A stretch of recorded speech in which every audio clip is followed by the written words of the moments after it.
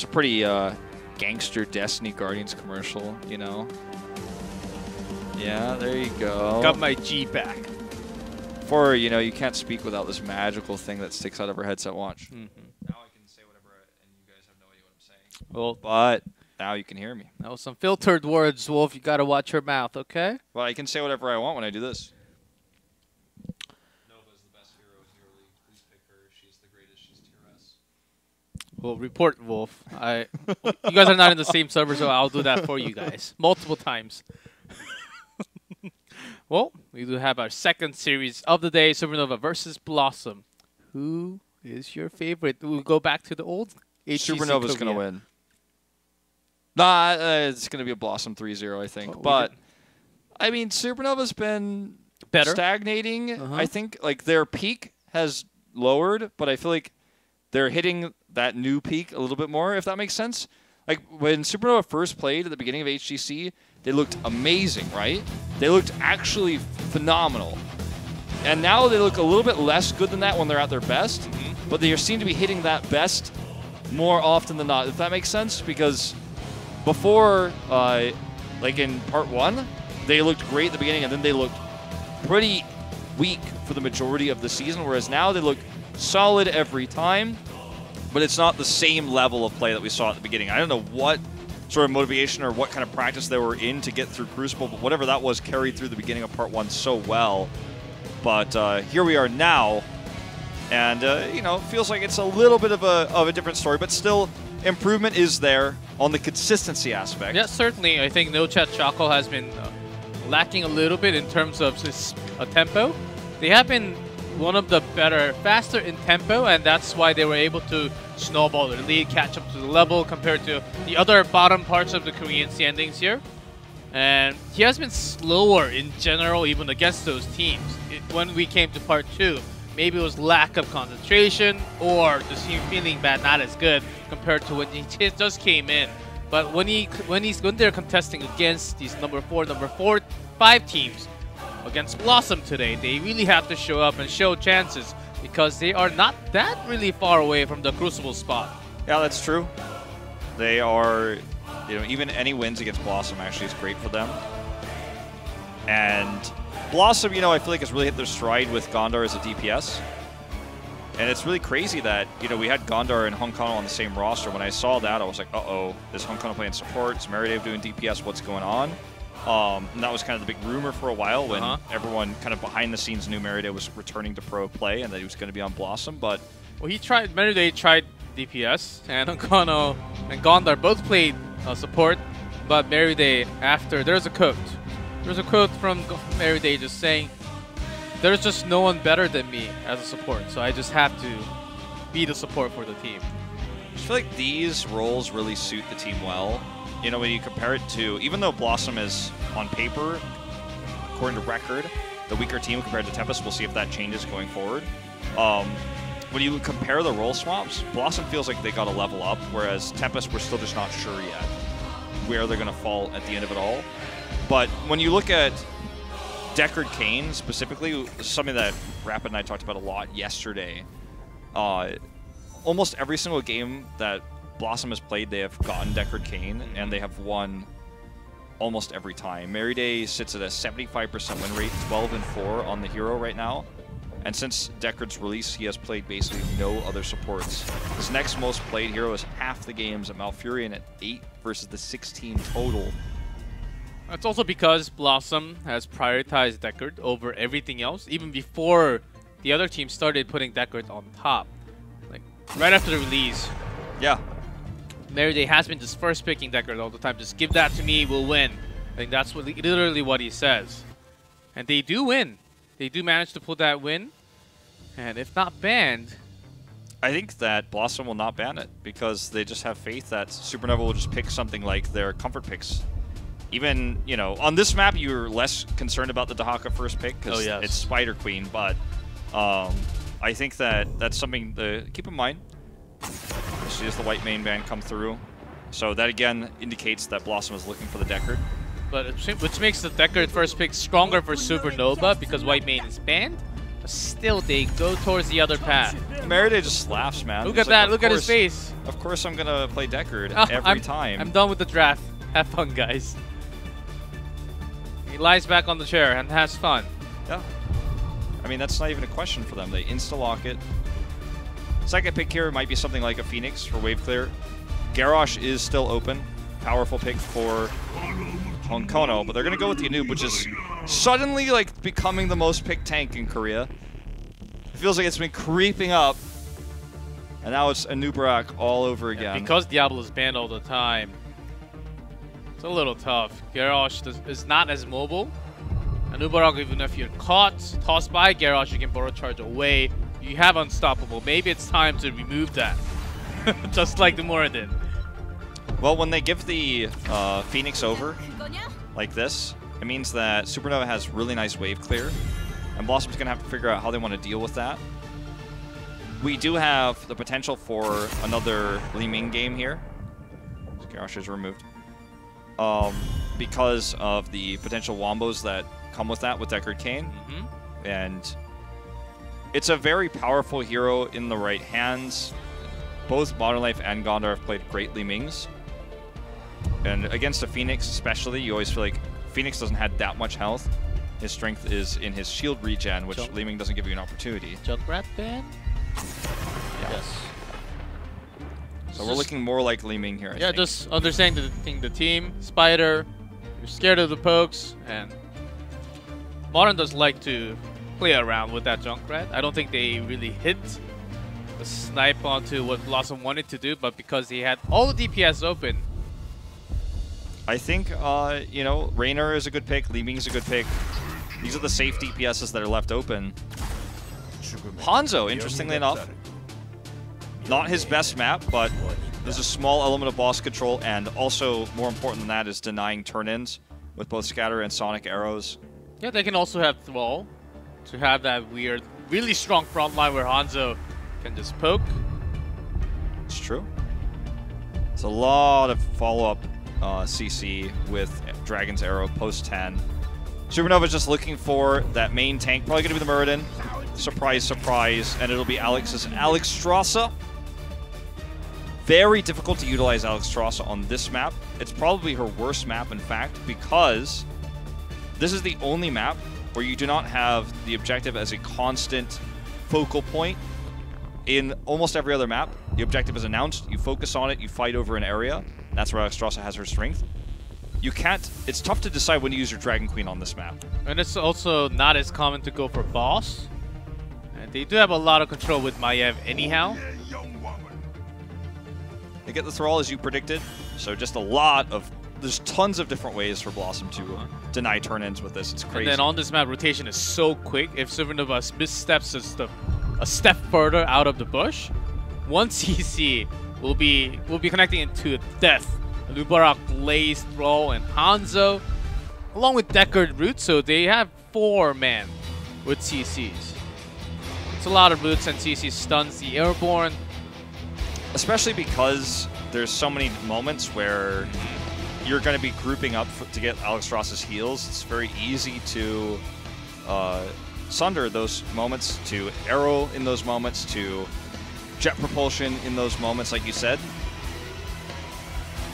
Every time you see that heal on the ground, I'm telling you guys, watch for this. Every time you see Alex drop the Circle of Healing, watch for the Scroll of Sealing. That will be larger than the Circle of Healing and will threaten to root, and then follow-up kills are available to those who stand in it. Yeah, also against Maiev, Deckard is good in a way that you can actually just predict where the spirit is going to come from, and the moment that he will try to come in to make that engage, the suppressors have that scroll on the ground. You can actually disjoint the teamwork of the opponent by having that big root in the middle. So they won't have the perfect follow-up. The power of Deckard is in every single game that he's in. And this has historically been BlossoM's best map, but this is also a new BlossoM, but even still, it's because of the reasons you just described, especially with Deckard. So good here. Okay, Maiev early game is very powerful. Scroll of Sealing here does overlap with his heals, but actually it was well placed for Supernova. They got the jump on BlossoM. Really nice initiation there with the with a tether, and he does get cooldown reduction with it, which is becoming the build now, actually. Q build on 1 is kind of a dead thing in Korea right now. We almost never see it anymore. Bentham's Maiev has been really good. Yes, it has. In the previous matches. And I would say he's actually at a Gondar level on that melee Maiev, where you can find holes. On this map, it's actually you can get over the wall, get tethered. Once Hanzo's off the wall where he cannot jump over the wall, and Hanzo will be dead. I think that's what he was looking for last time. He didn't really get the perfect connection. Well, this is just going to be a little attempted gank onto Kirisaku, but he's going to be totally fine. Meanwhile, during the interim, Supernova gets the cap first. Let's see how they use this, because if you end up taking it first, that can actually be a bad thing because of the cannon tower placement. Like, the cannon towers are going to help clear this, right? So they have a lot of ways to shut this down. But you know what? BlossoM has not even finished clearing their camp yet. This is actually going to be a lot for Supernova. This is going to be a huge win for them. In fact, they're having a 5-man rotation here just to clear this wall and to maybe even get the healing well. That would be a very big win. So BlossoM actually loses out on that slow rotation. Unless they gain more value by having the rotation. But Kirisaku, look at the bottom, forces a long rotation from Blaze, who cannot actually gank from the side. They really want this healing well. They need to focus it if they're going to get it, and in fact, they do not. So this Dragon Queen ends up being pretty unimpactful. But they do get the entire wall, which is pretty rare before the summons of the Web Weavers. True. This early into the game, it goes to Root, Phoenix, no escape. Gets the heals, but he's blocked away, and that circle of healing cannot actually get back into it as he was trying to go up. Nice body block there by Gondar. So First Blood trades it back, and suddenly that wall, this doesn't feel as important anymore. Uh-oh, Kirisaku. This time, I don't know if he gets out. The Impale does connect, but he is killed by a very well-placed Scatter Arrow. Bentham trying to trade this back. That was close. If that Umbral Bind actually connected onto Wiz as well, that was going to be killed onto Blaze. Good counter strategy. Yeah, that was well done, but at the end of the day, BlossoM trades up, and for just a moment, it looked like Supernova was going to be able to control this early game, but it's been completely taken away from them now. I'm looking for the big, fat 25 turn in here, and you know what? He will get it. That's actually a huge moment. Because Onkano didn't really have the vision, perfect vision, and he just used that Impale. That's can be a big loss, but they can't really get a full turn in yet. But they can stack it up, already has 30 in there. They're actually just really controlling these turn-ins right now. BlossoM is going to have to do something about it because they have enough for a turn-in. It's going to take both members, no chat here. We'll have to go in and get that. He's actually just 3 away. That's probably he's probably going to be the one to get it in. Gondar here does drop his. Then I'm going to go for the interrupt. Very quick Scatter Arrow completion here. 4 minutes on this map. That's actually quite rare to see it that fast. I think Impale actually missed on that range. Yep. And guess what that means? Lots of sloppy individual mistake from Onkano. And Web Weaver summon already from Supernova. You'll have first 7s, and already the wall is open, so might as well just push the mid. I think that they're prepping this already with the wave. Yeah. Look at this wave that BlossoM has up here. This one is going to be the one that needs to be babysat in order to gain wall value. The mid wall is already down, so that's where Supernova is putting most of their focus because they did commit that Dragon Queen to that earlier. That goes directly to the fort. As you said, they prepped the wave. Gondar needs to be careful. He's about to get hit by this wave. Onkano's looking for an engage here after the circle of healing has been used, but he's actually caught by Haben. This is a really risky situation for BlossoM. They are going to commit now, though, to the Scroll of Sealing. Well placed by Meridian. Modern Life rotates down. The Scroll of Sealing comes up here again. Another Dragon Queen. They just want this. Gondar is the target. Warp comes in, and that's going to be another kill here. This time on the side of Supernova. They get the fort, and this Dragon Queen gets value. And Honkono's positioning in that, I think, became a liability. Nice Fogs by Bentham there. He actually drew a lot of the CC out. Without getting punished, he was going towards a low HP, but Alex Straza, the power is shown up here. It's not known for the map, but Alex plays Alex Straza on every single map from all the Hero League.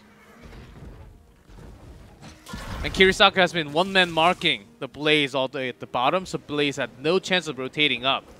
Great communication, we could see that happening. Bentham just getting that Q reset with Habane here, just making sure they wait to the last second to deny. It's always how you want to do it. Just a small tip for those of you who are playing in Hero League, solo queue.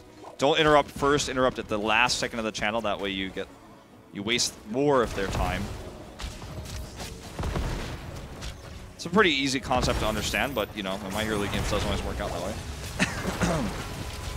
Okay, Wiz goes in here, but actually just narrowly misses all of that jet propulsion, which almost looked unlucky. I mean, he was so close to hitting it. That's like missing a parked car. Yeah. Like, that was kind of weird. weird. In between two parked cars. I can't even blame him for that, though. That was kind of weird. Like, it looked like he hit everybody. You should be glad that he's still alive after the skill. Yeah.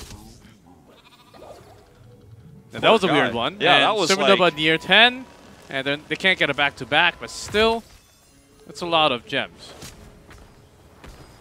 Well, 10's up. I'm going to take a look at these lock-ins. Disc. Of course, Disc. I miss the old days of the Warden's Cage, but... When we have Cage, it's just boom, and there goes the dynamite. We see kills. And move on from there, but Disc makes it into a longer fight every single time. Yeah. They're actually going to get a second turn in here with the 10. Really good zoning by Supernova. And the threat of the Haymaker. So they held Haymaker because Habane was looking for, oh, are you going to try to contest without 10? I will Haymaker you into a bad spot. You're going to die. And as soon as they get the turn in, he's like, well, I don't need this anymore. I'm just going to lock in Avatar. So he does. And BlossoM will have 10 for the defense, but it's back-to-back levers, which should, with all these walls down, theoretically guarantee 2 forts.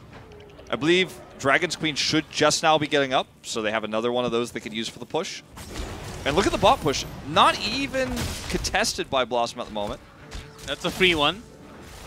And Bentham's up here. Up here just to contest. And BlossoM, because they know the rotation, the bottom will be very slow. But it is full health, and it's going directly to keep ball. I think BlossoM has done this perfect, or excuse me, Supernova's done this perfectly. And they're rotating up now.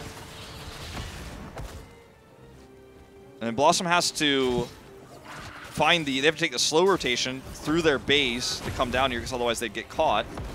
Really nice movement on the map here for Supernova. They're playing the rotational game, the macro game so well. This is what they're famous for from Open Division.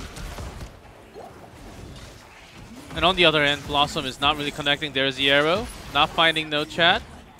That was a whiz jet propulsion arrow right there, man. Just part the blue team. So they're holding 107 now. Can they even get close to that turn-in spot? Well, it's not happening unless we see a big rotation when we have 5 men doing the camp. It's tough. It's tough without the arrow, you know. That arrow missing really hurts. I agree with you, though. Like, it's going to have to be a big 5-man. It's going to have to be heavy engaged. They know Phoenix is bot now. This could be their moment. Setting up for maybe a big sundering here. Look at Gondar. It's tough, though, to hit those 2 heroes. You know Dragon Queen's up. You know the Heroic is up for Alex Ross as well, so she can just Dragon's Breath her way out of there. Hunkono misses another charge here. Probably actually worked out better for him that he did in this case. They can't really fully go in because they're holding 30 and 39. There's the bunker. Yeah, there's bunker. Like, everybody on the side of Supernova has an escape, though. Hunkono is body blocked here. He has to use his own Webweaver here. They are going to get the turn in, but will they survive the escape here? That's the bigger question. Kirisaku set up to get a big stun. Defensive, stay a while and listen. Buys time for Disc. Gondar is getting caught. And Hanzo, damage connects, but great hammer to isolate him. Goes into the bunker, but can he stay alive? No. Just because you go into the bunker doesn't mean you can come out. And that's 13 for Supernova. This Webweaver push will be completely shut down. So I'm like, I can throw these gems in right. Oh, wait, no. It doesn't feel like it, but in fact, we are in the midst of our own Webweaver push. Well, this ends up being a very disastrous situation for BlossoM. Supernova's got a massive lead now. And look at this wave here. That's so many gems to pick up. I think Supernova will be just about ready for the 3rd turn-in after this. So BlossoM if they mess up and engage trying to get value out of this, then they're going to lose a turn. They're going to lose the gems they are holding because they have over 80. 98, in fact. Oh my god. Still so many. They can't afford to lose another fight. He dropped 1. Wasn't the worst because Honkono's having 41 himself. Modern 32. Oh, he's about to go down. Look at that pull. Phoenix damage. 2 DPS right in there. Honkono comes in, but salvo. You cannot escape. Not getting out of that one, I'm afraid. They do go ahead and pop the Dragon's Breath. They want 43 again. Yeah. Focusing on the Honkono. Great route. Get Also, everyone down. Really nice impale by him to try to survive. They've got the bunker. There's no real re-engage here, so Honkono should be fine. But again, they're farming up a few more gems, 15 more. And that once that's completed, then we're starting to threaten keeps at this point in the game. BlossoM's about to have 13, but that's not really the game-changing moment here, is catching up to 13. They need to get that second turn, and they need to get these back-to-back. Interrupts coming through. Phoenix a little far away, so Supernova, they're actually a threat. The position of BlossoM because they have the momentum even though they don't have the member. They're pretending like Phoenix is already there. He's now here. Going in heavy, focusing on the Gondar. Okay, stay a while, listen up in 5. Warp is good here for No Chat. He survives! But Wiz, he's not going to be so lucky. No Chat gets Cocoon here. I don't know if that's really what they wanted. Cocoon does no damage, so that doesn't really work the way he wants. Maybe they trying to get something done over the wall, but it's only Heaven this time. They know that. Okay, hold that thought. There's going to be a big burst damage coming out here of that salvo. But the Gondar's on the wrong side. But the Dragon Queen's up. The amount of healing is way too much, and they dove in. Honkono may not have an escape. They all use their cooldowns to try to kill Haven. That's big gem drop. Big gem drops, man. They used all their cooldowns on Haven because they thought they could kill him out of Avatar. This is going to be Boss plus Web Weavers. G-Clef, Boss plus Web Weavers. The bottom Web Weaver going to go directly to keep wall, so that's why they're sending right now down Wiz to deal with that wave, so that at least doesn't go directly to the keep while they're having to deal with the Boss top lane plus Web Weavers. This is a nightmare for BlossoM. Nightmare plus a lot more bad news because not only that Supernova is going to get Web Weaver, BlossoM, they don't have enough for their own turn in now. Yeah. Having so much focus onto Honkono, a lot of their skill shots actually missed. Wiz actually having a little late of that jet propulsion, and it was just after the warp. Where if that connected, Phoenix goes down 100%. And even cocooning Phoenix, very questionable. Yeah, that was delaying him from hearting back home. It kept him safe, man. He had a risk of dying if he engaged. That was a weird one. Okay, remember the bottom and mid Web Weavers are just slowly pushing those waves out, but Supernova is going to get this final Web Weaver full health after the boss kills the wall. This wave, if it gets a good angle, is going to wipe out these minions at will. So this is a really nice moment here for Supernova. They've got this keep doesn't matter in the fight. They can dive so deep. Look at all the damage No Chat's doing here. Sundering very weak, but the follow-up arrow, that's a different story. Having Maya in the sleep and Phoenix in the cocoon. Pushing themselves pretty nice. Gondar's in the back. No escape for them. Phoenix is the first one to go down.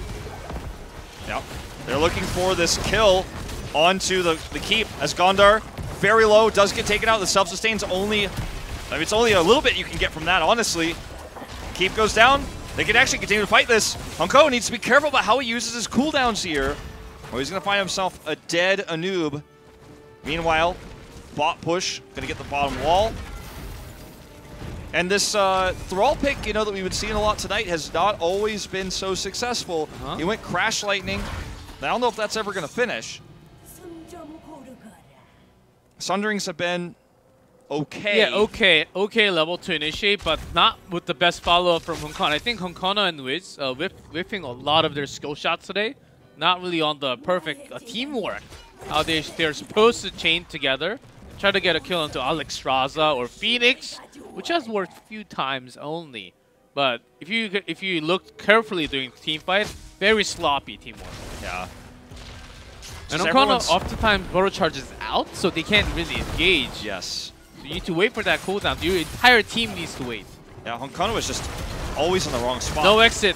Yeah, no way out of this. He already used his charge, so This is going to try to shield, try to get a stun off here to turn this fight, but he's caught by Salvo, which means that's going to be the end. Does dodge it, actually, very adeptly with the bunker.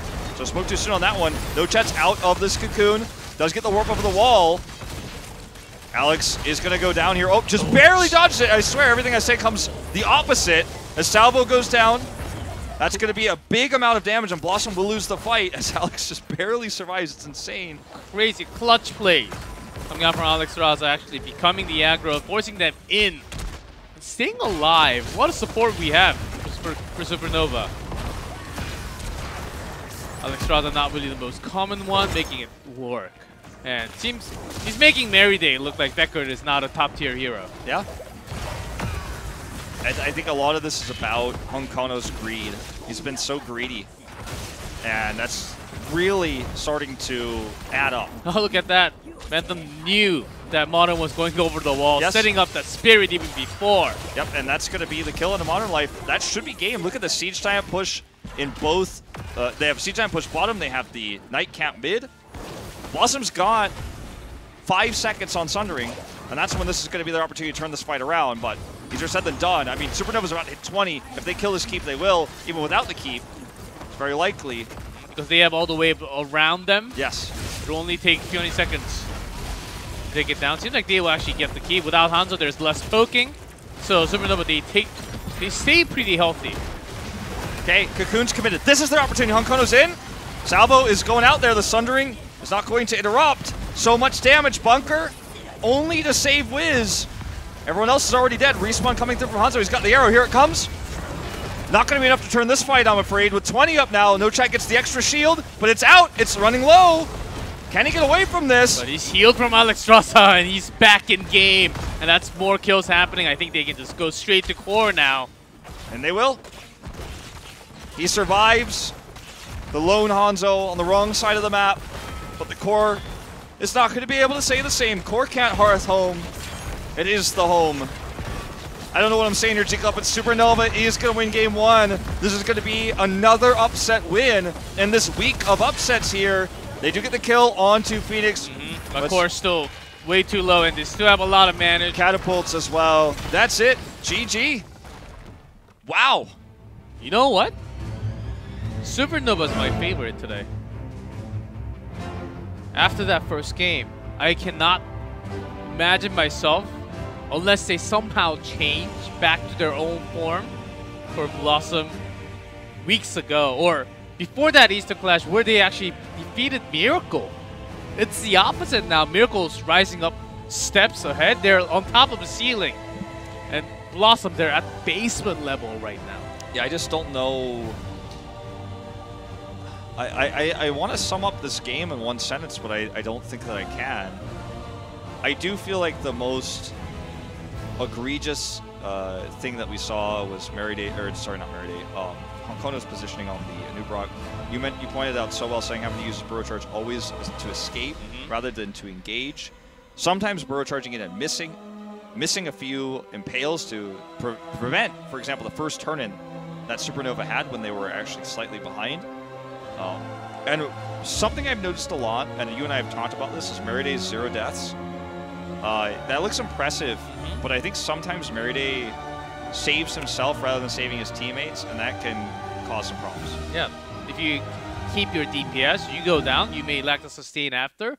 When you have your DPS surviving for extra second, that may change because you have that extra damage.